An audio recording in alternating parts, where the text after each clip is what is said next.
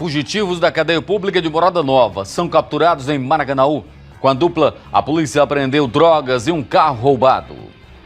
Ligaram para a delegacia dando conta de que 2 fugitivos da cadeia pública de Morada Nova estavam homiziados em uma residência na Pajuçara fazendo diversos assaltos. Tentativa de linchamento no centro da capital. A população agride assaltante que agia na área. Muita peia, socos, pontapés, chineladas. Havia inclusive a senhora pedindo para não bater mais, com pena, mas a população revoltada acabou tentando linchar o ladrão. Carro do empresário acusado de ocultação do cadáver da namorada é levado à perícia forense. Irna Castro foi encontrada morta no porta-malas do veículo. Nesse momento está saindo aqui da garagem do edifício para ser levado até um reboque que está lá na frente e nós estamos acompanhando. O carro aí, portanto, Mercedes-Benz, o corpo da Irna foi encontrado aqui. Tumulto e confusão no Fórum de Maracanaú. A polícia foi acionada para conter os ânimos de quem estava na fila para o cadastramento biométrico no título eleitoral. Houve uma distribuição de senhas e mesmo assim não foi o suficiente para atender toda a demanda. Secretaria de Segurança Pública e Defesa Social divulga números referentes aos homicídios no mês de abril no estado. Em 2015 foram 1.412 registros, este ano o número caiu para 1.210 vítimas no Ceará. Por uma sociedade mais justa, mais pacífica, está no ar mais um Rota 22.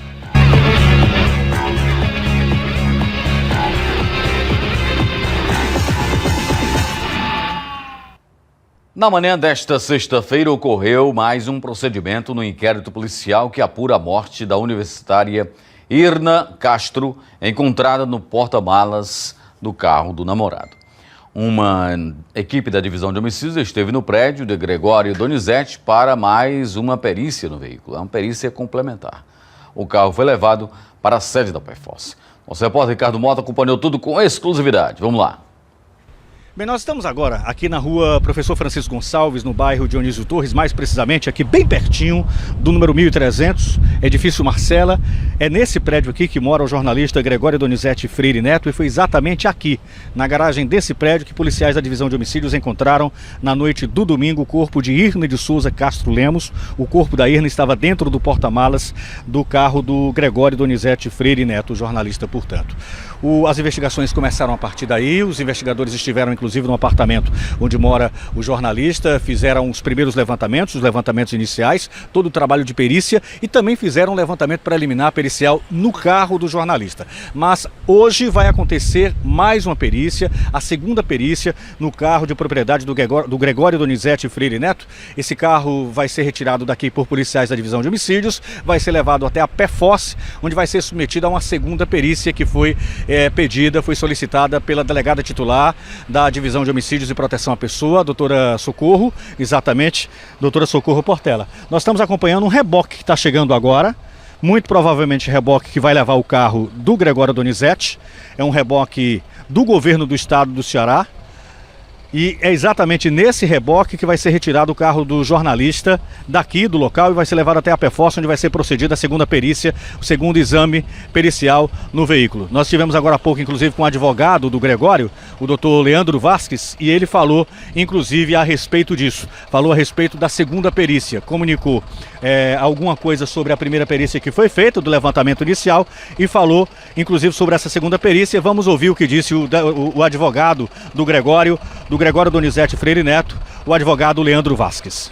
É absolutamente necessária a realização da perícia, até porque, infelizmente, muitos, os populares, familiares, ou do Gregório, ou da vítima, ou a própria imprensa, às vezes as pessoas ficam querendo adivinhar o que aconteceu, ou desvendar o crime antes da polícia. Então a gente tem que respeitar o tempo adequado para que, de fato, a autoridade policial, a polícia científica, possa realizar o trabalho dela e descobrir a verdade real, que é efetivamente o que deve ser perseguido num caso como esse. Como, por exemplo, o laudo cadavérico é fundamental, somente ele pode fazer algum tipo de esclarecimento. Sem dúvida, o laudo cadavérico, o exame toxicológico, perícia de local de crime, todos esses cenários são importantes para que haja o alcance dessa verdade, que tem que ser realmente o desiderato permanente de toda e qualquer investigação. Doutor Leandro, já foi feita uma perícia anteriormente. Por que a necessidade dessa segunda perícia? Ela tem que ser complementada, é isso? Na verdade, eu acho que a perícia primeira que foi realizada foi no domingo, salvo engano, e a doutora Socorro, a titular da divisão de homicídios, entendeu por bem realizar uma nova perícia, e eu acredito que isso revela zelo, revela esmero, revela denodo na investigação. E a família permanentemente estará sentinela em colaborar com toda e qualquer apuração. Mas a família de Irna levanta a suspeita de homicídio por causa de hematomas que foram encontrados no corpo da jovem. Houve um fato delituoso, o corpo da minha sobrinha está totalmente cheio de coriações. Algumas perguntas, por exemplo, como é que apareceram aquelas manchas, aqueles hematomas no corpo da Irna, se isso seria provocado pela própria, supostamente, o consumo da droga ou coisa parecida. O senhor já conversou com o Gregório? O Gregório passou para o senhor o que é que pode ter acontecido? Veja só, na verdade, o que se tem é que lamentavelmente existe um óbito, um corpo, que ficou 12 horas sem circulação. Então, às vezes o leigo desconhece o que são os chamados livores cadavéricos. Ou seja, quando há a interrupção da circulação sanguínea, dependendo da posição em que o corpo permanece e pela gravidade natural, o sangue, os 6 litros de sangue que qualquer um de nós possui dentro de si, ele se acumula. Isso revela algumas manchas, aparentemente manchas, mas são chamados livores, não é? E livores cadavéricos são bem diferentes de hematomas. Muitas pessoas confundem hematomas com livores e com outras imagens, com outras ideias que o corpo revela após a interrupção da circulação sanguínea. Em momento algum, eu, na qualidade de advogado do Gregório, antecipei qualquer juízo de valor. Nenhum. Eu estou aguardando justamente os laudos. E eu acredito que a versão dele é sincera, é verdadeira. Não tem para que ele mentir. Não é? Ele não tem um histórico de agressividade, ele tem um histórico de dependência química, infelizmente. Mas eu acredito que a versão dele tenha sentido. Até porque uma série de informações que ele presta coincidem com as informações que estão sendo coletadas pela autoridade policial. Ele disse que tentou socorrer a vítima. As imagens audiovisuais, principalmente de vídeo, das câmeras do prédio, revelam isso. Ele socorrendo, ele amparando a vítima. Ele disse que circulou tentando ir a um hospital.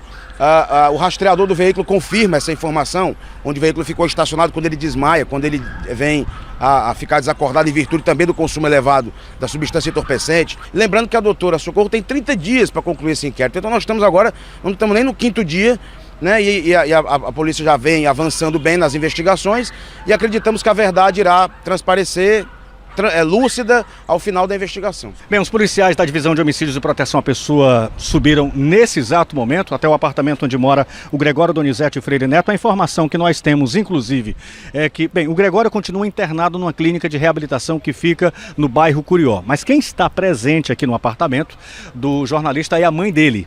O nome dela não foi divulgado pelo advogado, pelo doutor Leandro Vasques, mas ele realmente confirmou que ela está aqui. Ela não mora em Fortaleza, ela mora fora do estado do Ceará, viajou exatamente para o estado do Ceará para acompanhar todo esse drama que está sendo vivido pelo Gregório Donizete Freire Neto. Viajou para acompanhar o filho nos depoimentos que ainda acontecerão. Donizete prestou depoimento na Divisão de Homicídios e Proteção à Pessoa no último domingo, exatamente no mesmo dia do caso. O caso, na verdade, aconteceu por volta das 2h30 da madrugada. Segundo versão apresentada, a primeira versão apresentada pelo jornalista, ele estava aqui no apartamento, tinha chegado de uma festa, chegou de uma festa com a namorada, com a Irna de Souza Castro Lemos, que é estilista, inclusive.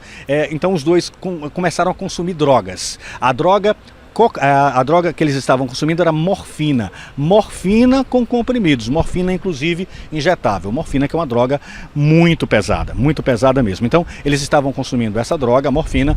Aí o Gregório percebeu que a Irna passou mal. Ele pegou a Irna, inclusive, desmaiou. A Irna chegou a desmaiar, né? Ficou desacordada.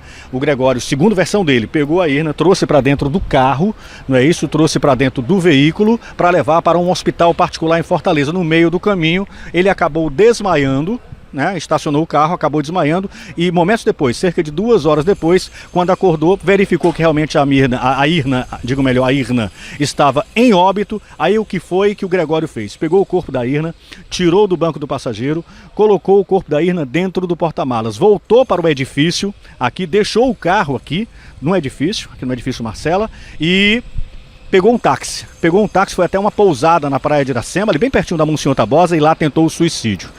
Ele não conseguiu concluir, né, o suicídio. Graças a Deus, o suicídio não se consumou. E aí, então, o Gregório foi até a delegacia, devidamente orientado por um advogado, no caso já pelo doutor Leandro Vasques. Ele foi até a divisão de homicídios, foi até a delegacia, portanto, e contou a versão dele. Se apresentou espontaneamente e contou a versão dele. Então a primeira versão é de que a moça, que é a Irna de Souza Castro Lemos, teria morrido exatamente por uma overdose ou por um consumo excessivo de drogas. O caso está sendo investigado, as investigações começaram no domingo mesmo, logo após o primeiro depoimento do Gregório. Os policiais vieram aqui, fizeram todo o levantamento pericial no apartamento, como eu já falei, fizeram o primeiro levantamento policial no carro e agora o carro está sendo mais uma vez levado. Na verdade, a primeira perícia foi feita aqui mesmo, no apartamento, na garagem, e agora o carro vai ser levado para a PEFOS, onde vai ser procedida mais uma perícia. Nós conversamos com o doutor Leandro Vasques, ele está aqui. Ele falou, por exemplo, tentou esclarecer para a gente alguns questionamentos que estão sendo feitos em relação a esse caso especificamente. Como, por exemplo, na versão do Gregório, ele conta exatamente que colocou o corpo da Irna dentro do porta-malas. Isso aconteceu na madrugada.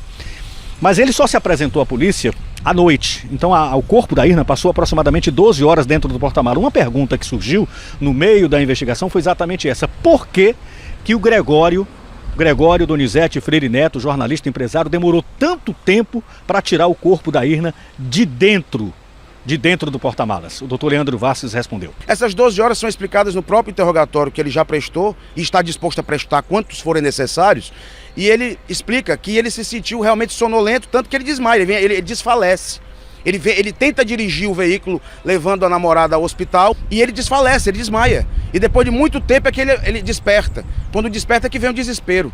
E ele percebe que ela já está em óbito. Enfim, esse tempo todo vai ser catalogado, analisado, periciado e vai ser constatado, até porque a doutora Socorro já oficiou a empresa responsável pelo rastreamento eletrônico do veículo. E o rastreamento eu já vi antes mesmo, até porque tivemos acesso, e coincide com a precisão cirúrgica, com tudo que até agora. Bem, o carro está sendo retirado nesse momento, é um carro da marca Mercedes-Benz, não é isso? O veículo está sendo retirado por um policial civil que compareceu até o edifício, aqui onde mora o Gregório Donizete Freire. Nós estamos acompanhando com exclusividade a retirada do carro. Nesse momento está saindo aqui da garagem do edifício para ser levado até um reboque que está lá na frente e nós estamos acompanhando. O carro aí, portanto, Mercedes-Benz. O corpo da Irna foi encontrado aqui. É um carro sedã. O corpo da Irna foi encontrado nesse porta-mala que o nosso repórter cinematográfico, o Paulino Júnior, está mostrando nesse momento. O carro está sendo conduzido exatamente agora para aquele reboque que está lá na frente. Nós estamos acompanhando essa operação. Repetindo aqui, só lembrando que já foi feita uma perícia inicial, mas essa segunda perícia que vai ser realizada na PEFOS foi uma solicitação da delegada responsável pelo caso, da delegada titular, doutora Socorro Portela. Ela quer exatamente saber se pode ser identificado algum material genético no porta-malas do veículo. Olha, as circunstâncias da morte desta garota nos remete a reflexões. Reflexões sobre o avanço das drogas sobre a população. Sobretudo os mais jovens, sobretudo a juventude. Hoje é difícil definir o perfil dos dependentes químicos. O perfil do dependente químico, qual é? É difícil dizer. São pessoas de diversas camadas sociais, diversas faixas etárias, pessoas que atuam nas mais variadas áreas, desde estudantes até profissionais talentosos. Então é difícil. Quer dizer, a droga, ela perpassa por diversos desses segmentos sociais. Para discutir o assunto, estamos recebendo aqui no Rota 22 o vice-presidente da Comissão sobre Drogas dos Advogados do Brasil, na verdade, a Comissão de Políticas sobre Drogas da Ordem dos Advogados do Brasil, secção do Ceará, advogado Roberto Lacerre. Doutor Roberto, muito boa noite. Boa noite a você. Agradeço mais uma vez o espaço, Marcos. Falar um pouco com seus telespectadores. Doutor Roberto, eu lhe pergunto, o que essa comissão, que o senhor é vice-presidente, a Comissão de Políticas Públicas sobre Drogas da OAB, o que a comissão vem fazendo concretamente para digamos, barrar ou tentar barrar esse avanço das drogas sobre a juventude? Marcos, eu digo sempre, principalmente aqui no Ceará. Marcos, eu digo sempre que a Comissão de Políticas Públicas sobre Drogas da OAB, e não só a comissão, mas como a OAB como um todo, ela não nasceu para defender somente os advogados, as prerrogativas do advogado. Ele nasceu para defender a própria sociedade. E essa comissão é relativamente recente, ela foi criada na época do Dr. Valdetário. Nós temos hoje em torno de 3 anos de criação. ela nasceu com o intuito exatamente de debater com a sociedade, levar à sociedade um pouco dessa realidade hoje que perpassa, como você muito bem falou, a todas as camadas, dos mais jovens aos mais velhos, das mais altas classes às classes menos abastadas. Então, a Comissão de Políticas Públicas da OAB nasceu exatamente para isso, para levar e discutir com a sociedade toda essa problemática, dessa temática tão sensível da sociedade. O que é que a gente tem feito, basicamente? Qual é o nosso foco? É trabalhar a prevenção. Evitar que a droga seja ingerida uma primeira vez, principalmente com as mais baixas faixas etárias. Nós temos feito trabalho junto a escolas públicas, escolas privadas, levando um pouco dessa realidade até a esse grupo, né? Esse grupo que está agora entrando na faixa etária da adolescência, final da infância, adolescência e adultos jovens. Então a gente tem focado basicamente nisso. Um outro ponto que é muito importante são as visitas que nós temos feito às entidades, as comunidades terapêuticas, que cuidam das pessoas que infelizmente já efetivamente entraram nesse mundo tão pernicioso do mundo das drogas. Então o foco principal é tanto cuidar da parte da prevenção, quanto analisar e verificar também a questão das comunidades terapêuticas. Doutor Roberto, a que você atribui esse avanço das drogas, assim, uma coisa que eu fico assustado com tantos jovens, essas festas raves, que muitas vezes são regadas a drogas e mais drogas. A que você atribui a esse aumento do consumo de drogas no estado do Ceará? Já que você também é membro, é suplente do Conselho Estadual sobre Drogas. Exatamente. Muitos estudos são feitos, né?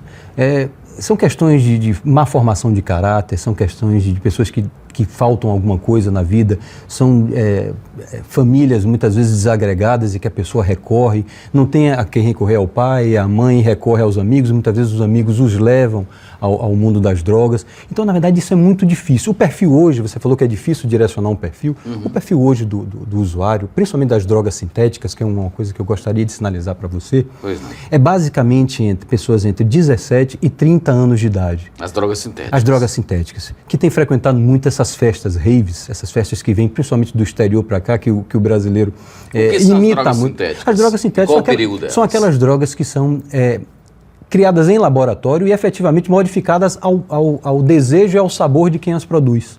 Por exemplo, vamos focar na questão da maconha. A maconha hoje, está todo mundo muito preocupado com a questão hoje da legalização da maconha que está ocorrendo no Supremo Tribunal Federal. Já foram descobertos mais de 134 canabinoides, que são substâncias da maconha, inclusive que potencializam o THC, que é a substância alucinógena da maconha, 134 diferentes canabinoides feitos em laboratório. Quer dizer, são derivados? São derivados. Da maconha. Drogas sintéticas derivadas da maconha. E o pior, essas drogas potencializam em até 100%, 100 vezes mais, o efeito da maconha, que é vulgarmente conhecido, que de 64 para cá, 1964 até hoje, já aumentou em 30%, ou seja, a maconha que era consumida em 1964, que diziam que era uma maconha daquela época dos hippies, hoje está potencializada em até 130% do que antigamente era consumido. Então, hoje as drogas, principalmente as sintéticas, elas são grandes imitações dos efeitos da maconha, do LSD e da cocaína, só que potencializadas de uma maneira absurda. E muitas dessas drogas nem a Polícia Federal conhece, né, doutor? Por quê? Porque, na verdade, o mercado consumidor principal e produtor, Europa, porque, na verdade, não são aquelas drogas da América do Sul, cocaína, maconha, que são plantadas lá e são importadas aqui para o Brasil. Europa e Estados Unidos. Isso, nesses lugares, já é questão de médica, questão mesmo de aparato médico nesse sentido. Só que o Brasil hoje, na América Latina, que é para onde está se deflagrando isso, o Brasil hoje é o principal mercado consumidor. Então, na verdade, por que hoje não se detecta? Porque elas estão sendo vendidas, pasme, Marcos, estão sendo vendidas como odorizadores de ambiente, como fertilizantes, como incensos, legalmente na internet. Ou seja, elas estão sendo mascaradas para as pessoas consumirem efetivamente a droga de uma maneira muito mascarada. Isso é uma coisa absurda. E outra coisa, como são várias as substâncias manipuladas em laboratório, muitas delas não participam da relação da Anvisa. Quer dizer que ela não é... Não é considerada ainda como uma substância entorpecente ilícita. E aí, por isso, não é criminalizada. Não é criminalizada. E aí não pode ser apreendida. É a fuga do traficante, é a fuga do produtor, querendo entregar às pessoas coisas muito mais potentes e perniciosas que ainda não estão na lista da Anvisa. Que não está previsto na legislação. Veja como é a maldade do traficante. veja como eles são perniciosos, como eles são terríveis para a sociedade e tem que ser combatidos de uma maneira muito forte. E como resolver isso aí, doutor? Como dar um passo e tirar a nossa juventude desse abismo em que ela está se metendo, ou desse fosso que está levando muitos jovens à morte? Isso aí das drogas, do perigo das drogas sintéticas, você falou agora, 100 e tantos % mais potentes.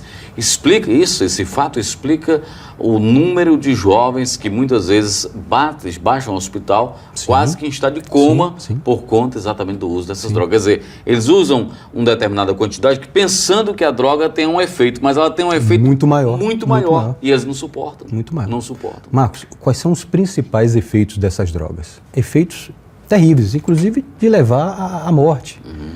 AVC, overdose, ataques cardíacos, convulsões cerebrais. Então, ou seja, as drogas que antigamente já levavam a tudo isso, hoje, como elas estão potencializadas em muito, até 100 vezes, elas, quando atingem uma pessoa, elas atingem efetivamente para causar realmente o óbito da pessoa. Não sei se você lembra um caso de um estudante da USP que morreu dentro da piscina olímpica da USP. Foi uma das drogas derivadas do LSD que ele consumiu, achando que ele estava consumindo uma determinada droga, e certamente ele não sabia que aquilo ia causar nele toda aquela reação no corpo dele, que ele chegou ao óbito, ele caiu na piscina e foi efetivamente, chegou ao óbito. Doutor Roberto, prazer recebê-lo aqui no programa. Só uma última pergunta. Essa tragédia que se abateu aí sobre a vida desses dois jovens, os dois ela tinha 27 anos, ele tem 27 anos, quer dizer, os dois da mesma idade, e eu disse aqui no programa e volto a repetir, não fosse a droga, a tragédia não teria acontecido. O que fazer para que não aconteça com as outras famílias? Está na escola, está na família, está no governo, ou essas instituições todas juntas? Não tenho a menor dúvida que está em todos os lugares. É uma construção diária. Primeiro, a família é a principal célula, né? Então, se você tem na sua família união, se você tem na sua família respeito, você vai poder discutir com a família todos esses detalhes, indicar aos seus filhos como o caminho a seguir. Perpassando a família, como o caminho a seguir. Perpassando a família, vamos ao colégio, às escolas. As escolas podem não só ficar focadas em resultados no final do curso, em passar ou não no vestibular, ou seja, onde for, e focar também na pessoa humana, na pessoa, no direcionamento da alma, né? Preparar o aluno não só para a escola, mas para a vida. O governo tem sua parcela, sem dúvida nenhuma, o governo tem sua parcela, ao passo que, se ele der às pessoas onde faltam as coisas básicas, se ele der às pessoas essa base, ele necessariamente vai estar fazendo com que essas pessoas também respeitem essa questão. Então, está em toda a sociedade como um todo. Está na televisão, está nas propagandas, está na família, está na escola, está no governo. Então, está em todos os lugares. Não é uma resposta fácil a se dar, mas eu acho que todos unidos, eu acho que a gente pode efetivamente conseguir tirar esse caminho dos jovens. Roberto, muito obrigado pela sua participação. Boa noite para o senhor. Olha, na manhã desta quinta-feira, a Secretaria de Segurança Pública e Defesa Social divulgou os números do mês de abril referentes aos crimes violentos, letais e intencionais, que são os homicídios. São crimes de homicídio, latrocínio, lesões corporais, seguidas de morte. Segundo o órgão, houve redução. Durante a coletiva, foi anunciada ainda a ampliação das alternativas penais, como monitoramento eletrônico. Já com relação ao bloqueio de telefones celulares nos presídios, ainda não há definição. Acompanhe. A sede da Secretaria de Segurança Pública e Defesa Social, no bairro São Gerardo, reuniu delegados, secretários e a vice-governadora Isolda Sela, que representou Camilo Santana. A secretaria divulgou os números de crimes violentos letais intencionais, ou seja, homicídios, lesões corporais seguidas de morte e latrocínio, no Ceará em abril. Houve redução de 16,2% nos homicídios em relação ao mesmo período do ano passado. A queda é mais que o dobro da meta estabelecida pelo Programa em Defesa da Vida, que é de 6%. Em Fortaleza, a diminuição foi ainda maior, 39,2%. A capital reduziu de 125 para 76 o número de vítimas. No interior norte, também houve redução, 14,8%, caindo de 61 para 52 casos. A região metropolitana manteve o número de vítimas, 66. O único território que apresentou alta foi o interior sul, 6,7%, passando de 75 para 80 crimes violentos letais e intencionais. Os registros se referem a situações tanto relacionadas a um nível de migração de pessoas, de operadores, né, para a região. Há questões também específicas, né, de cada área, com relação, por exemplo, ao comportamento do crime, do tráfico, por exemplo, das pessoas que são apreendidas, da repercussão de pessoas que morrem. A Secretaria também divulgou o acúmulo de registros de crimes violentos letais e intencionais dos 4 primeiros meses deste ano. Em 2015 foram 1.412 registros, este ano o número caiu para 1.210 vítimas no Ceará. Outro ponto bastante questionado quando o assunto é segurança pública é a superlotação dos presídios cearenses. Segundo o secretário de Justiça, Hélio Leitão, alternativas estão sendo adotadas para enfrentar o problema, como a realização de mutirões carcerários para avaliar casos que podem progredir do regime semiaberto para o aberto e a ampliação das alternativas penais, como monitoramento eletrônico. Em 2015, eram 200 tornozelados. Hoje, são quase 900. Hélio Leitão também destacou a ampliação das unidades prisionais. Nós estamos inaugurando o Centro de Execução Penal e Integração Social Vasco Damasceno em Itaitinga para 1.016 vagas, a cadeia pública de Juazeiro com 272 vagas, há outras unidades prisionais em curso e há uma articulação também com a Secretaria de Segurança Pública e Defesa Social, no sentido de que possamos identificar, possamos mapear lideranças criminosas e requerer o seu encaminhamento a presídios federais. Com relação aos bloqueadores de telefonia celular dentro dos presídios, o secretário explicou que, apesar de ser lei, há dificuldades para instalação. Buscamos o diálogo com as operadoras através da intermediação do Ministério das Comunicações. As operadoras não se abriram ao diálogo e essa normatização, portanto, está sendo feita pela própria Secretaria da Justiça. Muito bem, a gente espera que esses números realmente que têm aparecido como uma tendência, continue essa tendência de redução, não somente nos crimes de homicídio, mas também se verifique que o governo do estado, que as autoridades estaduais consigam também reduzir os números de assaltos e roubos, que são esses números de assaltos e roubos, esses é que trazem aquela sensação de insegurança, a pessoa não se sentir segura onde quer que ela esteja, a pessoa se sentir vítima em potencial de um assalto onde quer que esteja. As pessoas hoje estão sendo assaltadas dentro de casa. E são os assaltos, os roubos à mão armada, assalto à mão armada, esse tipo de crime são os responsáveis por esses índices elevadíssimos da violência urbana. Não resta dúvida que o homicídio deve ser priorizado, porque o homicídio é o pior crime, o mais grave crime que se pode cometer contra uma pessoa. Mas são os números de assaltos, são os que mais afligem a população, são exatamente as práticas criminosas tipificadas no artigo 157 do Código Penal Brasileiro. São os blocos do Rota 22. Fugitivos da cadeia pública de Morada Nova são capturados em Maracanaú e mais no centro de Fortaleza, as pessoas tentam fazer justiça com as próprias mãos. Revoltadas com os assaltos, olha o que eu falei, acabei de falar. Os crimes que mais assustam a população, que mais incomodam, que mais dão aquela sensação de insegurança, a pessoa não está segura em canto nenhum, são justamente os assaltos. E quando a população pega um assaltante e está em vantagem com ele, né, em número maior que ele, não dá outra. É muita peia, é espancamento, é fazer justiça com as próprias mãos. Isso não vai resolver, mas é uma forma da população desabafar, da população querer resolver a coisa com as próprias mãos. Daqui a pouquinho os detalhes, aguarde. Em Maracanaú, na região metropolitana de Fortaleza, os eleitores que deixaram para a última hora tiveram que encarar filas enormes. E mesmo assim, muitos não conseguiram atendimento.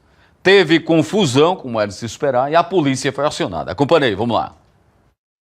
Ó, a gente está acompanhando no detalhe da imagem uma movimentação bastante intensa aqui no Fórum de Maracanaú, por conta das pessoas que vieram, né, cadastrar, fazer a regularização do título de eleitor para as eleições deste ano. E infelizmente a situação é essa, né? Muitas pessoas que ainda estão aguardando atendimento e não sabem se irão ser atendidos, porque a informação que nós recebemos é que houve uma distribuição de senhas e mesmo assim não foi suficiente para atender toda a demanda, né? Os policiais militares aqui do 14º Batalhão foram acionados porque a informação que nos chegou é de que houve um princípio de tumulto aqui por conta de uma divergência entre as pessoas que estão na filas, né? O pessoal do cartório também eleitoral aqui do Fórum, que teve muitos problemas em passar informações da população, lógico, está desassistida. A nossa equipe acabou de chegar, muitas pessoas aqui reclamando da situação, né, que é bastante precária. A gente vai tentar conversar aqui com alguns dos populares para eles nos informarem aqui como é que está a situação. Como é que tá a situação aí, mano? Aqui dentro. Como é que tá a situação aí? Tá horrível. Isso aqui é uma imoralidade para o povo brasileiro, não somente de Maracanaú. A cachorrada lá em Brasília e um descaso desse. Nós chegamos aqui 6 horas da manhã e somos tratados como bicho. Não tem mais senha. Tem gente aqui desde ontem à noite, 2 horas da madrugada, 10 horas da noite, pai de família aqui. Aí passou o dia aqui, agora falou que não tem mais senha pra ninguém e acabou. Chegou a dizer que isso aí é uma merda, eles mesmo disseram, ninguém entra mais nessa merda. Eles mesmo falaram aqui. E tem a comunidade todinha, o povo todo de Maracanaú, espera o Maracanaú, não tem estrutura pra receber o povo. Tá aqui o povo esperando senha e não tem senha. Tá aqui a galera, pode mostrar aí, ó. Pede senha, galera, aí. Cadê? O senhor chegou aqui que horas? Eu cheguei aqui 7 horas da manhã. 7 horas eu tô aqui, 7 horas pro povo aí, ó. Todo mundo aqui falou. Pode vir falar também, meu. Vai falar aqui. A reclamação aqui é muito grande, né? Muitas pessoas aqui reclamando da situação, que realmente não é fácil, né? Porque, né, são poucas as senhas, né? São poucas pessoas trabalhando aqui no fórum para atender a demanda, né? A gente entende também que muitas pessoas deixaram para a última hora, que também não é recomendado. A gente está vendo aí a situação de quem deixa para resolver tudo de última hora, mas as pessoas que muitas vezes também têm os seus afazeres, às vezes moram em outra cidade, tem que retornar para regularizar o título e infelizmente fica para a última hora mesmo. Mas o pessoal aqui é revoltado com toda essa situação, pedindo exatamente que alguém aqui do fórum, né, pessoal do Tribunal Regional Eleitoral, possa aqui dar uma força para essas pessoas, que assim eles consigam ser atendidos até o final desse dia e assim possam regularizar o título, né? A gente quer resolver a situação da gente, só isso. Aí, muitas pessoas aqui nessa mesma situação, né? Todo mundo aqui revoltado, né, com esse problema. A biometria, porque aqui tem gente a fazer ENEM, precisa do título, tem gente aqui que precisa, vai fazer concurso, precisa fazer a biometria, tá entendendo? Eu passei a tarde inteira, desde meio-dia eu estou aqui.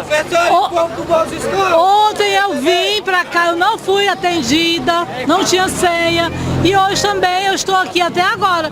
E eu só vou sair daqui quando eu for atendida, meia-noite, quando der meia-noite. E o TRE tem que tomar uma providência e nos dar uma solução. Certo? Obrigado.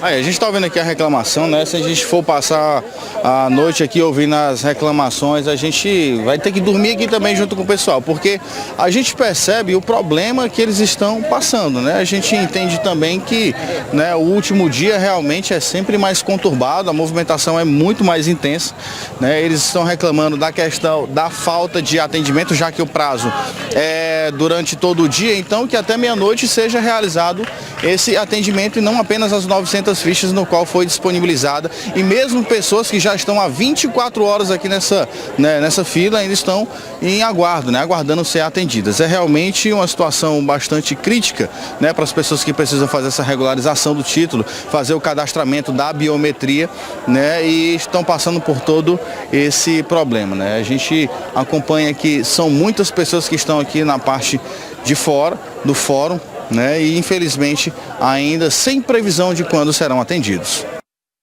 Eu sei que as pessoas merecem o melhor atendimento, são eleitores, querem exercer seu direito de voto, até porque é uma obrigação. Mas é bom lembrar que dia 4, que foi ontem, dia 4 de maio, marcou o último dia do cadastramento. Quer dizer, as pessoas tiveram todo um período para fazer esse recadastramento, a regularização do seu título eleitoral, essa coisa toda. Teve todo o período que se encerrou no dia 4, mas as pessoas têm a péssima mania, não é um hábito, é uma mania de deixar as coisas para o último dia, deixar as coisas para a última hora. Aqui em Fortaleza é do mesmo jeito. Deixaram tudo para o último dia e teve uma fila quilométrica ali no ginásio Paulo Sarazate. Uma fila quilométrica, o que não foi observado nos outros dias. Por quê? Deixa tudo para a última hora. Outra coisa do brasileiro, um erro nosso brasileiro, é a falta de pontualidade. Pessoas marcam compromisso para 8 horas, chegam 8h30. Eu acho isso terrível. Isso é uma coisa, são defeitos nossos, da nossa cultura brasileira que a gente tem que mudar. Deixar as coisas para a última hora é típico do brasileiro. A coordenação da administração do cadastro eleitoral do Ceará, do TRE Ceará, informou que foi mantida para o final do alistamento a mesma estrutura criada inicialmente para a revisão do eleitorado. Com o aumento da procura, a demora no atendimento foi inevitável. Ainda segundo a nota, o desconforto no atendimento foi causado pelo próprio comportamento dos eleitores. Isso aí é a posição exatamente do Tribunal Regional Eleitoral. 2 jovens fugitivos da cadeia pública de Morada Nova foram capturados pela polícia em Maracanaú, na região metropolitana de Fortaleza. Com eles foram apreendidas drogas e mais, um carro roubado também foi apreendido com placa adulterada, usado exatamente em ações criminosas. Desconfia a polícia. A polícia acha que eles estavam utilizando esse carro roubado em ações criminosas. Acompanhe, vamos lá.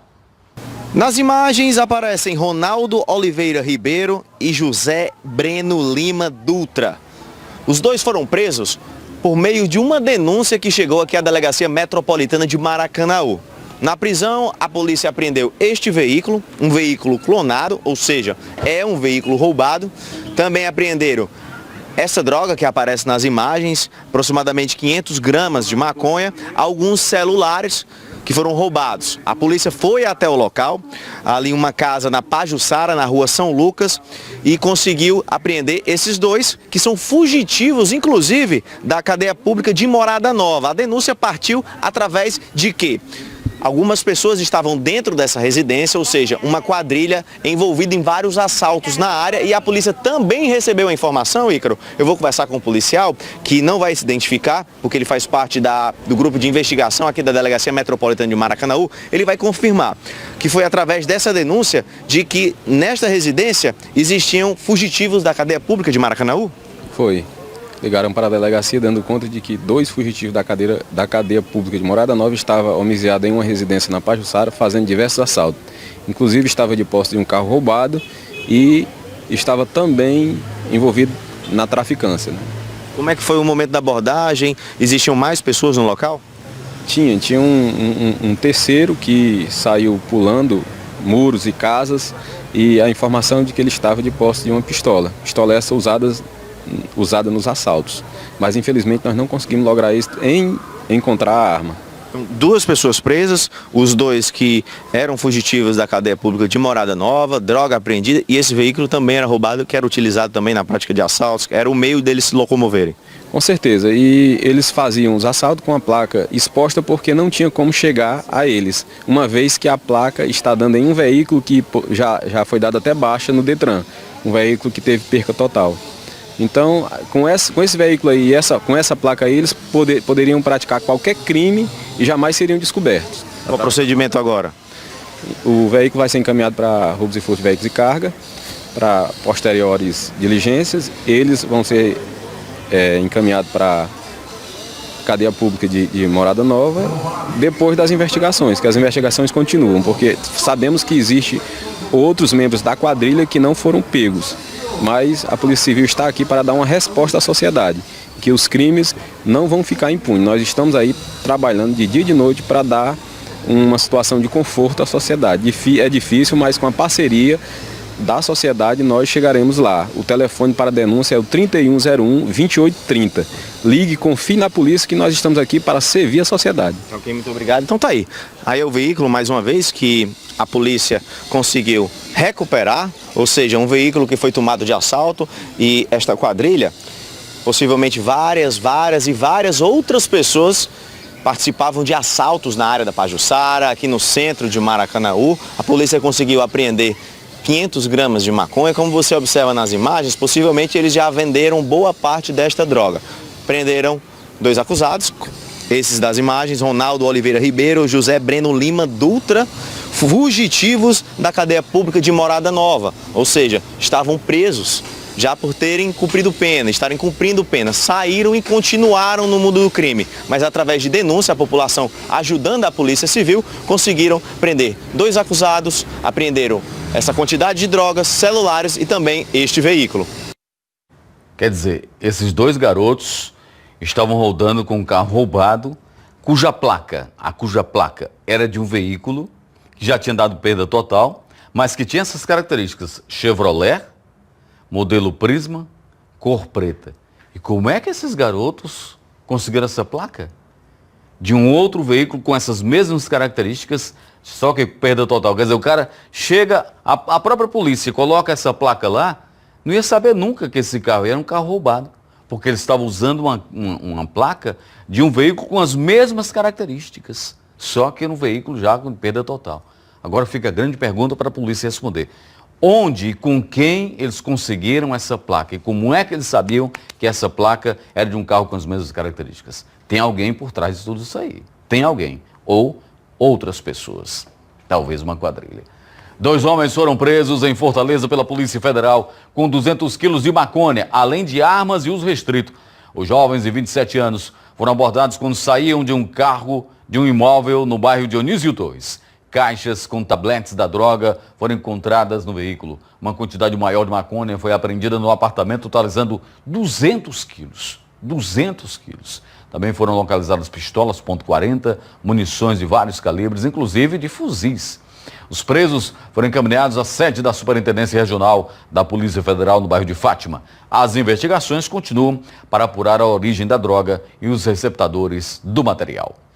Veja no último bloco do Rota, no centro da cidade. Moradores tentam linchar um assaltante, fazer justiça com as próprias mãos. Daqui a pouquinho os detalhes, aguarde. Durante a madrugada, bandidos arrombaram uma agência do Banco do Brasil na cidade de Horizonte.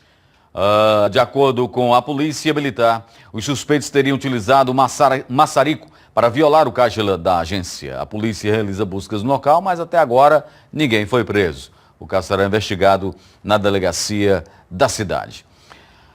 Na tarde desta quinta-feira, um usuário de drogas roubou a bolsa de uma mulher no centro da cidade, mas acabou levando a pior. Populares o alcançaram, pegaram a bolsa de volta e ainda o agrediram, espancaram. As imagens foram gravadas pela câmera de um celular. Acompanhe. Nós estamos aqui na Rua Castro e Silva, na Praça da Estação, quer dizer, bem próximo à Praça da Estação, onde aconteceu uma tentativa de linchamento. De acordo com informações de populares, um elemento, usuário de drogas, tentou roubar a bolsa de uma senhora que estava na parada de ônibus. Só que quando ela gritou "pega ladrão" e pediu por socorro, os homens que estavam ali na Praça da Estação saíram correndo atrás dele e conseguiram alcançá-lo aqui nessa calçada, em frente a essa loja de produtos artesanais. É importante lembrar que a revolta das pessoas contra o ladrão foi tão grande que meteram a sola, como se diz na gíria popular. Muita peia, socos, pontapés, chineladas. Havia inclusive a senhora pedindo para não bater mais, com pena, mas a população revoltada acabou tentando linchar o ladrão. Veja aí o vídeo no detalhe.